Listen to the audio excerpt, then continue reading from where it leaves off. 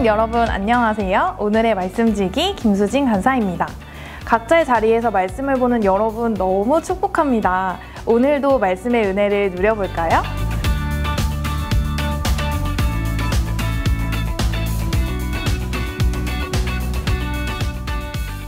오늘 본문은 두 부분으로 나눌 수 있습니다.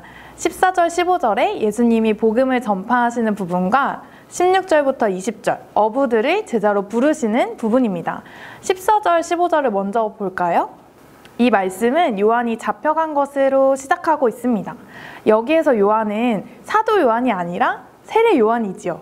엊그제 본문이었던 1절부터 8절에 보면 세례 요한은 이사야에서 예언되었던 광야에 외치는 자의 소리로 예수님이 오실 길을 예비하는 선지자였습니다. 로마 제국에서는 당시 지역별로 분봉왕을 두었었는데요. 갈릴리와 베레아 지역의 분봉왕이었던 헤롯 안디바라는 왕이 자기 동생의 아내와 결혼하려고 하자 세례 요한은 그것을 꾸짖었습니다. 그 일로 요한이 옥에 잡혀 들어간 것을 본문은 말하고 있습니다. 오늘 말씀에서 요한이 잡힌 후에 예수님이 갈릴리에 오셔서 하나님의 복음을 전파했다고 되어 있습니다. 그 내용은 때가 찼고 하나님의 나라가 가까이 왔으니 회개하고 복음을 믿으라는 것이었습니다. 때가 찼다, 하나님의 나라가 가까이 왔다, 그것이 어떤 뜻일까요? 물리적으로 나라가 가까웠다는 것일까요? 그렇지 않습니다. 하나님의 나라는 땅의 개념이 아니라 통치의 개념입니다. 하나님이 다스리시는 나라, 하나님이 통치하시는 나라, 그것이 바로 하나님의 나라입니다.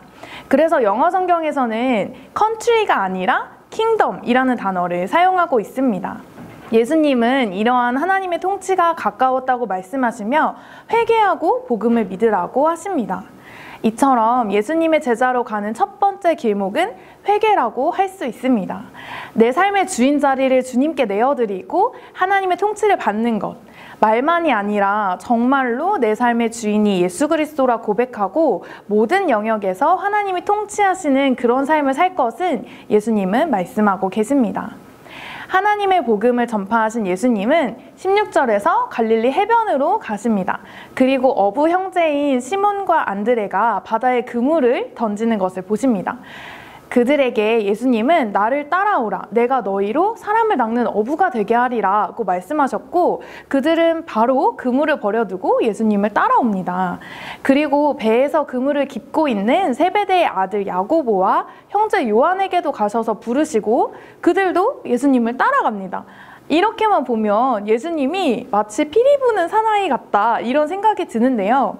같은 장면이 누가복음 5장에도 나옵니다. 예수님이 무리를 가르치시며 하나님의 말씀을 전하고 있는 가운데 시몬 베드로에게 깊은 데로 가서 고기를 잡으라고 하십니다.